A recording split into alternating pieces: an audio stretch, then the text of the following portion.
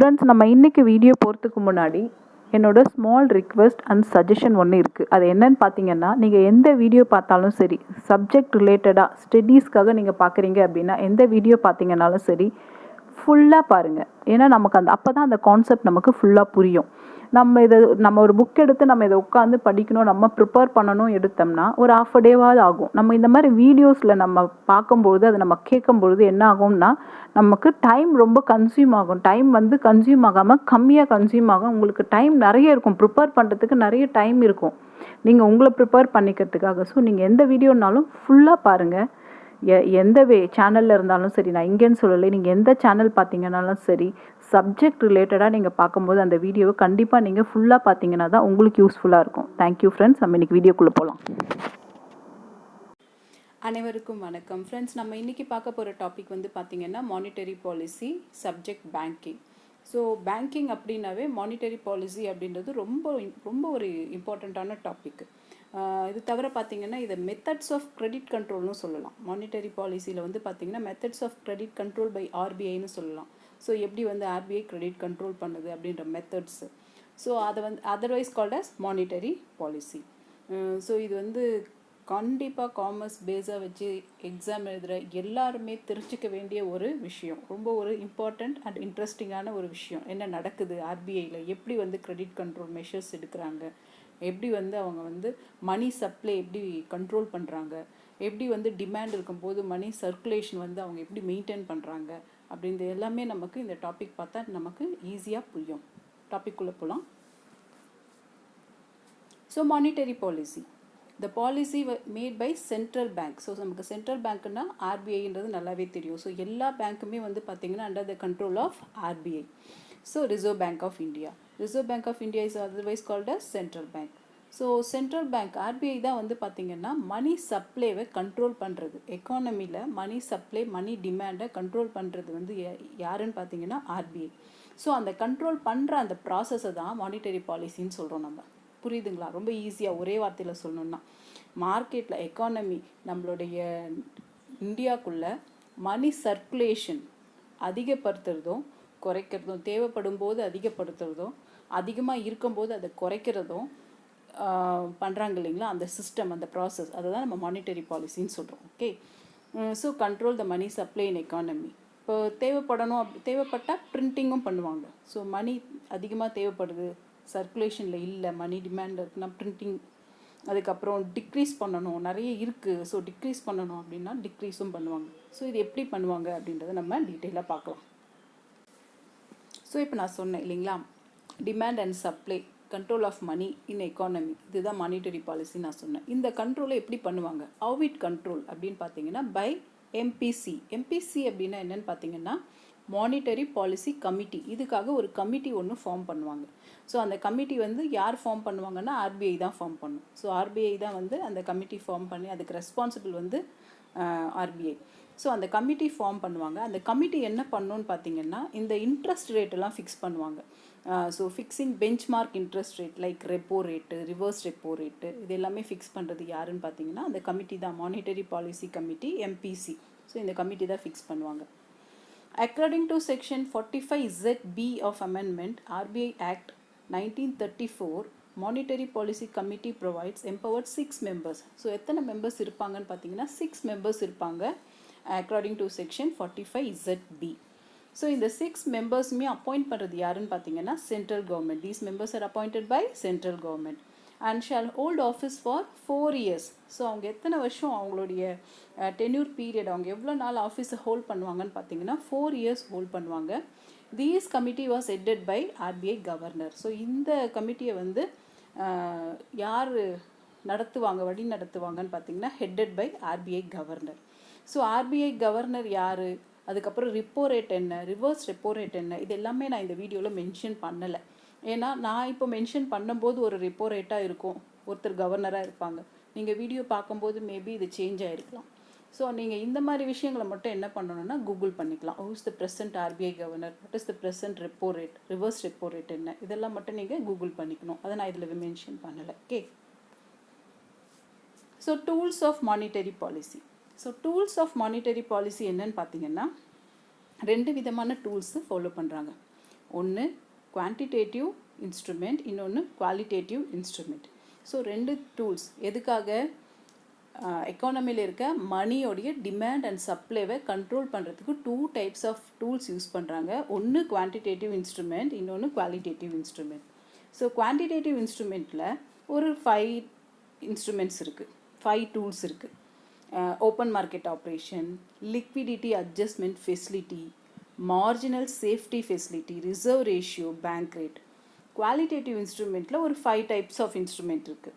Credit rationing, selective credit control, margin requirement, moral suasion, direct action. So first one பார்த்தீங்கன்னா quantitative measuresல first one open market operation. So open market operation அப்படின்றது என்னன்னு பார்த்தீங்கன்னா இந்த மெத்தடில் in this method RBI buys and sells securities, bills, bonds of government in open market. So RBI வந்து கவர்மெண்ட்டோடைய bonds, securities, bills இதெல்லாம் வாங்கிறது விற்கிறது. ஸோ இந்த மெத்தடை தான் வந்து ஓப்பன் மார்க்கெட் ஆப்ரேஷன்னு சொல்கிறோம் நம்ம. ஓகே, இதில் என்ன ஆகும்னு பார்த்தீங்கன்னா when RBI purchases, RBI வந்து கவர்மெண்ட்டோடைய பாண்ட்ஸ் எல்லாம் பர்ச்சேஸ் பண்ணுறாங்கன்னும் போது ஒரு பொருளை வாங்கும்போது என்ன பண்ணுவாங்க? பணம் கொடுத்து பொருள் வாங்குவாங்க. அதே மாதிரி தான் RBI என்ன பண்ணும்? கேஷ் கொடுத்து பாண்ட்ஸ் இதெல்லாம் வாங்குறாங்க. ஸோ வாங்கும்போது கேஷ் வெளியில் வருது. ஓகே, ஸோ அப்போ என்ன ஆகும்னு பார்த்தீங்கன்னா money supply will increase. In reverse, when RBI sells for cash, reverse RBI வந்து சேல் பண்ணுறாங்கன்னு வச்சுக்கோங்களேன், அந்த ஷேர்ஸ் அவங்க வாங்கி வச்சுருக்க ஷேர்ஸு, செக்யூரிட்டிஸு, பாண்ட்ஸ் இதெல்லாம் சேல் பண்ணுறாங்கன்னு வச்சுக்கோங்களேன். அப்போ என்ன ஆகும்? வெளியில் இருக்க பணம் உள்ளே போகும். ஸோ எக்கானமியில் இருக்க பணம் உள்ளே போகும். ஸோ அப்படி ஆகும்போது என்ன ஆகும்னு பார்த்தீங்கன்னா cash flow will be decreased. So இது ஒரு method. So buying and selling of securities, bills, bonds. So இது வாங்குறது விற்கிறது மூலிமா என்ன பண்ணலாம்? கண்ட்ரோல் பண்ணலாம் supply of money. So increase decrease, money சப்ளைவை இன்க்ரீஸ் பண்ணுறது டிக்ரீஸ் பண்ணுறதும் பண்ணலாம். ஓகே, நெக்ஸ்ட் மெத்தட் வந்து பார்த்தீங்கன்னா குவான்டிடேட்டிவ் மெஷர்ஸில் second method liquidity adjustment facility. So ஷார்ட்டாக LAF சொல்லலாம். ஸோ லிக்விடிட்டி அட்ஜஸ்ட்மெண்ட் ஃபெசிலிட்டி என்னன்னு பார்த்தீங்கன்னா used by RBI to control short term money supply. So short term money சப்ளைவை கண்ட்ரோல் பண்ணுற ஒரு டூல் இது. ஸோ இதில் வந்து 2 டூல் யூஸ் பண்ணுறாங்க. ஒன்று ரெப்போ ரேட், இன்னொன்று reverse repo rate.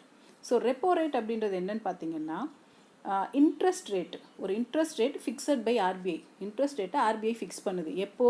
when providing loan to commercial banks. இப்போது கமர்ஷியல் நமக்கு தெரியும் எல்லா பேங்க்குமே வந்து RBI கண்ட்ரோலில் தான் இருக்குன்றது நமக்கு தெரியும் இல்லைங்களா? ஸோ அந்த மாதிரி பேங்க்ஸுக்கு லோன் RBI கொடுக்கும் பொழுது ஒரு இன்ட்ரெஸ்ட் ரேட் ஃபிக்ஸ் பண்ணுது பார்த்தீங்களா, அதுதான் repo rate. Okay, reverse repo rate அப்படின்றது என்னன்னா அப்படியே ஆப்போசிட். RBIயுமே வந்து அதர் பேங்க்ஸ், வெளியில் கண்ட்ரோலில் இருக்க பேங்க்ஸ் கிட்டேருந்து ஃபண்டு வாங்கலாம்.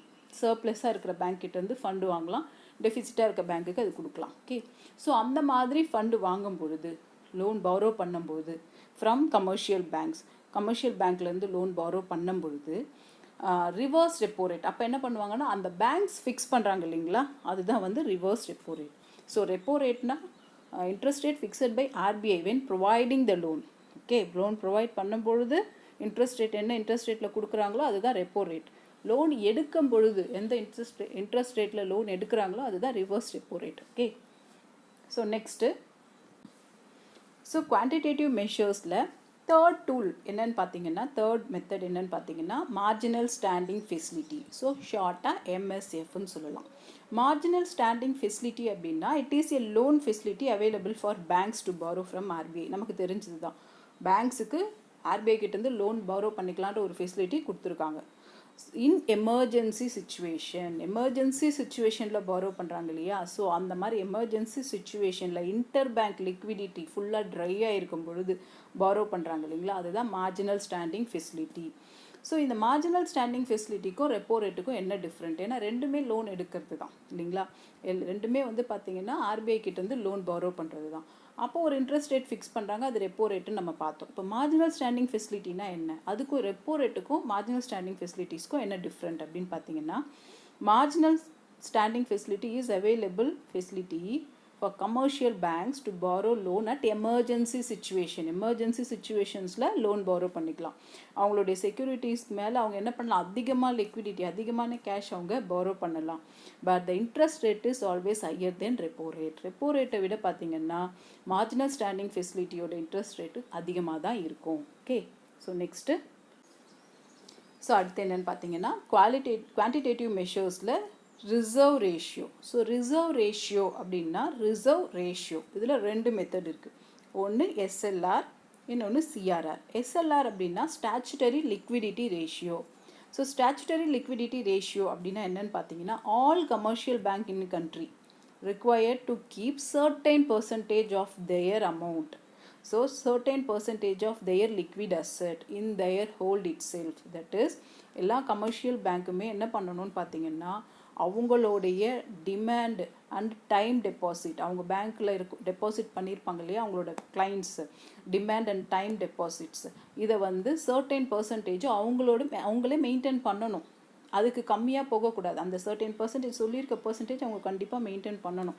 அதுதான் statutory liquidity ratio. Statutory compulsory ஒரு லிக்விடிட்டி ரேஷியோவை அவங்க மெயின்டைன் பண்ணணும். ஸ்டாச்சுட்டரி லிக்விடிட்டி ரேஷியோன்றது அதுதான். ஓகே, ஏன் அப்படின்னு பார்த்தீங்கன்னா it prevents bank from lending all its deposit which is too risky. எல்லாத்தையுமே லோனாக கொடுத்துருது, அந்த பர்சன்டேஜ் எதுவும் மெயின்டைன் பண்ணாமல் ஃபுல்லாக எல்லாத்தையுமே ப்ரொவைட் பண்ணிட்டாங்க அப்படின்னா திடீர்னு போய் ஒரு அமௌண்ட்டு டெபாசிட்டருக்கு ஒரு அமௌண்ட் ஒரு கேஷ் கேட்கும்போது அது கொடுக்கறதுன்றது கஷ்டமாக இருக்குது. It will be too risky to operate. Okay, next CRR. CRR என்னென்னு பார்த்தீங்கன்னா cash reserve ratio. So cash reserve ratio அப்படின்றது என்னென்னா it is amount of fund that bank are bound to keep with RBI. ஸோ அவங்களுடைய ஆர்பிஐயில் வந்து பார்த்திங்கன்னா some amount of ஃபண்டை வந்து சர்டைன் பர்சன்டேஜ் வந்து மெயின்டைன் பண்ணணும். அதை தான் வந்து என்னன்னு சொல்லுவாங்கன்னா சிஆர்ஆர்னு சொல்லுவாங்க. அவங்களே பேங்க்கே வந்து அவங்களுடைய டெபாசிட்ஸை அவங்களுடைய டிமாண்ட் அண்ட் டைம் டெபாசிட்ஸை மெயின்டைன் பண்ணுறாங்க அப்படின்னா பேங்க்குள்ளேயே ஓன் பேங்க்குள்ளேயே மெயின்டைன் பண்ணுறாங்க அப்படின்னா அது எஸ்எல்ஆர், ஸ்டாச்சுட்டரி லிக்விடிட்டி ரேஷியோ. அதே மாதிரி பேங்க் வந்து some percentage of NDTL, that is net demand and time liabilities maintain பண்ணுறாங்கன்னு பார்த்தீங்கன்னா அது சிஆர்ஆர். மெயின்டைனிங் வித் ஆர்பிஐயோட மெயின்டைன் பண்ணுறாங்கன்னா அது சிஆர்ஆர். ஓகே, ஸோ அந்த மாதிரி ஆர்பிஐயில் அவங்க மெயின்டைன் பண்ணுற அந்த பர்சன்டேஜ் ஆஃப் அவங்களுடைய டெபாசிட்ஸ்க்கு வந்து bank cannot lend it to anyone, யாருக்கும் அது கொடுக்க முடியாது. It cannot earn interest or profit. So அந்த மெயின்டெனன்ஸ் ஆஃப் தட் லிக்விட் கேஷ்க்கு தட் என்டிஎல்டிக்கு எந்த ஒரு ப்ராஃபிட்டுமே எந்த ஒரு இன்ட்ரெஸ்ட்டுமே ப்ரொவைட் பண்ண மாட்டாங்க. நெக்ஸ்ட்டு, ஸோ இதில் என்டிஎல்டி அப்படின்னா என்னன்றது நான் முக்கியமாக ஒரே ஒரு லைனில் எக்ஸ்பிளைன் பண்ணிடுறேன். என்டிஎல்டி அப்படின்னா net demand and time liabilities. So time liability அப்படின்றது என்ன இன்க்ளூட் ஆகும்னு பார்த்தீங்கன்னா மணி டெபாசிட்டட் இன் எஃப்டி அக்கௌண்ட்டில் போட்டிருக்குது, கேஷ் சர்டிஃபிகேட்டு, கோல்டு டெபாசிட், இது எல்லாமே வந்து பார்த்தீங்கன்னா டைம் லயபிலிட்டிஸ். டிமாண்ட் லயபிலிட்டிஸ்ன்றதில் எதெல்லாம் இன்க்ளூட் ஆகும்னு பார்த்தீங்கன்னா money deposited in current account, saving account, demand draft, இது எல்லாமே வந்து பார்த்தீங்கன்னா டிமாண்ட் லயபிலிட்டி. ஸோ இதுதான் வந்து NDTL, net demand and time liabilities. Next quantitative மெஷர்ஸில் பேங்க் ரேட். ஸோ குவான்டிடேட்டிவ் மெஷர்ஸில் பேங்க் ரேட் என்னென்னு பார்த்தீங்கன்னா bank rate which is rate fixed by RBI at which rediscounting bills of exchange government securities held by commercial banks. So இதுவும் வந்து பார்த்தீங்கன்னா இங்கேயும் நமக்கு திருப்பி ஒரு கன்ஃபியூஷன் வரும். கமர்ஷியல் பேங்க்ஸ் ஆர்பிஐயில் லோன் எடுக்கலாம், ஸோ அந்த ஃபெசிலிட்டிஸ் கொடுத்துருக்காங்க. அதை தான் நம்ம அது அப்போ ஃபிக்ஸ் பண்ணுற இன்ட்ரெஸ்ட் ரேட் தான் ரெப்போ ரேட்டுன்னு சொல்கிறோம். அதுக்கப்புறம் margin bank rate, marginal standing facility, repo rate மூணுமே வந்து பார்த்திங்கன்னா கமர்ஷியல் பேங்க்ஸ் வந்து ஆர்பிஐ கிட்டேருந்து லோன் பாரோ பண்ணுறது தான். ஓகேவா? ஸோ இப்போ ரெப்போ ரேட்டில் வந்து என்ன டிஃப்ரெண்ட் பார்த்தீங்கன்னா ரெப்போ ரேட் வந்து short term and the interest rate is less. Marginal வந்து பார்த்திங்கன்னா எமர்ஜென்சி பீரியடில் பாரோ பண்ணுவாங்க, the interest rate is high. Bank rate என்னன்னு பார்த்தீங்கன்னா that is for long term டியூரேஷனுக்கு போரோ பண்ணும்போது ஃபிக்ஸ் பண்ணுற interest rate bank rate. Okay, so இதுதான் வந்து பார்த்திங்கன்னா மூணுத்துக்கும் இருக்கிற டிஃப்ரெண்ட். நெக்ஸ்ட் வந்து பார்த்திங்கன்னா குவாலிட்டேட்டிவ் மெஷர்ஸில் credit rationing. So credit rationing அப்படின்றது என்னென்னு பார்த்தீங்கன்னா in this method RBI control maximum amount of credit flow. So credit ஃப்ளோவை வந்து கண்ட்ரோல் பண்ணுறது, maximum amount of credit flow to certain sectors. சில ப்ரையாரிட்டி செக்டார்ஸ்க்கு மட்டும் அதிகமாக லோன் போகிற மாதிரி, அதிகமாக கிரெடிட் ஃப்ளோ ஆகிற மாதிரி கண்ட்ரோல் பண்ணுறது தான் வந்து credit rationing. So RBI also make compulsory for banks. So பேங்க்ஸுக்கு கூட என்ன பண்ணுறாங்கன்னு பார்த்தீங்கன்னா, ஆர்பிஐ வந்து கம்பல் பண்ணுறாங்க to give certain fraction of loan to certain sectors such as priority செக்டார்ஸாக கன்சிடர் பண்ணி சில செக்டார்ஸ்க்கு லோன் வந்து அதிகமாக ப்ரொவைட் பண்ண சொல்கிறாங்க, கான்சன்ட்ரேட் பண்ண சொல்கிறாங்க. ஸோ இதுதான் வந்து கிரெடிட் ரேஷியோனிங். நெக்ஸ்ட் வந்து selective credit control. So selective credit control அப்படின்றது என்னென்னு பார்த்தீங்கன்னா, அப்படியே கிரெடிட் ரேஷியோவிங்க்கு ஆப்போசிட். கிரெடிட் ரேஷியோவிங் வந்து பார்த்தீங்கன்னா சர்டைன் செக்டாருக்கு கான்சன்ட்ரேட் பண்ணி ஃப்ளோ அதிகமாக, தட் இஸ் கிரெடிட் ஃப்ளோ அதிகமாக கொடுக்கறது, கான்சன்ட்ரேட் பண்ணி லோன் ப்ரொவைட் பண்ணுறது. செலக்டிவ் கிரெடிட் கண்ட்ரோல் என்னென்னு பார்த்தீங்கன்னா, ரிஸ்ட்ரைக்ட் பண்ணுறது, கொடுக்காம சில கமாடிட்டிஸ்க்கு சென்சிட்டிவான கமாடிட்டிஸாக இருக்குது அப்படின்னும்போது சில கமாடிட்டிஸ்க்கு லோன் ப்ரொவைட் பண்ணாமல் ரெஸ்ட்ரிக்ட் பண்ணுறது. So selective credit control is a tool in the hands of RBI to restrict bank financing against sensitive commodities. So sensitive கமாடிட்டிஸ்க்கு அதிகமாக லோன் கொடுக்காம ரெஸ்ட்ரிக்ட் பண்ணுறது செலக்டிவ் கிரெடிட் கண்ட்ரோல். நெக்ஸ்ட்டு வந்து பார்த்தீங்கன்னா குவாலிட்டேட்டிவ் மெஷர்ஸில் marginal requirement. So marginal requirement என்னன்னு பார்த்தீங்கன்னா, RBI can prescribe certain margin against collateral. So கொலாட்ரலாக நம்ம சில செக்யூரிட்டிஸ் கொடுத்துட்டு தான் லோன் எடுக்கிறாங்க இல்லைங்களா. ஸோ அந்த கொலாட்ரலோட வேல்யூ 100 rupees இருந்தால் 70 rupees தான் பே பண்ணுவாங்க, 30 rupees வந்து கொலாட்ரலாக வச்சுக்குவாங்க. Marginal requirement. ஸோ அதுதான் வந்து that value is called marginal requirement value. So இந்த மாதிரி ஆர்பிஐ வந்து மார்ஜினல் ரெக்குவயர்மெண்ட் வேல்யூவை இன்க்ரீஸ் பண்ணும்போது என்னாகும், customers will able to borrow only less. So customers அப்போ கொஞ்சமாக தான் பாரோ பண்ண முடியும் இல்லைங்களா. இப்போ 100 rupeesக்கு நாங்கள் 50 rupees மார்ஜினல் ரெக்குவயர்மெண்ட் வச்சுக்கிறோம் அப்படின்னா அப்போ கஸ்டமர்ஸால் எவ்வளோ பாரோ பண்ண முடியும், 50 rupees தான். ஸோ 30 rupees நாங்கள் மார்ஜினல் ரெக்குவயர்மெண்ட் வைக்கிறோம்னா அப்போ 70 rupees தான். ஸோ இப்படி கிரெடிட் ஃப்ளோவை கண்ட்ரோல் பண்ணலாம். நெக்ஸ்ட்டு குவாலிட்டேட்டிவ் மெஷர்ஸில் next moral suasion. Moral suasion அப்படின்றது என்னென்னு பார்த்தீங்கன்னா, refer to method of request and advice, method of advice by RBI to commercial banks. So it is an advice and request by RBI to commercial bank to take certain measures. ட்ரெண்டுக்கு ஏற்ற மாதிரி, as per ட்ரெண்டுக்கு ஏற்ற மாதிரி, எக்கானமியோடைய ட்ரெண்ட்ஸ்க்கு ஏற்ற மாதிரி சில மெஷர்ஸை அட்வைஸ் பண்ணுவாங்க ஆர்பிஐ. ஓகே, ஸோ இதுதான் வந்து moral suasion. According to the trend it will change some rules, it will advise some suggestions to commercial banks. Next என்னென்னு பார்த்தீங்கன்னா குவாலிட்டேட்டிவ் மெஷர்ஸில் டைரக்ட் ஆக்ஷன். ஸோ இது என்னென்னு பார்த்தீங்கன்னா, RBI issues guidelines, certain guidelines to commercial banks to other banks. From time to time, based on current situation in the economy, the guidelines will be followed. Based on the economy, based on the situation, இந்த guidelines change ஆகும். So அந்த RBI என்ன guidelines prescribe பண்ணுறாங்களோ the banks are supposed to follow that. So எல்லா பேங்க்ஸுமே என்ன பண்ணணும், அந்த கைட்லைன்ஸை follow பண்ணணும். If any bank fails to follow, violates these guidelines, அப்போ என்ன பண்ணணும்னு பார்த்தீங்கன்னா ஆர்பிஐ வந்து அவங்களுக்கு ஃபைன், பெனாலிட்டி போடும். ஓகே, ஸோ இதுதான் வந்து டைரக்ட் ஆக்ஷன். ஸோ ஆர்பிஐ வந்து டைரக்ட் ஆக்ஷனும் எடுக்கும்.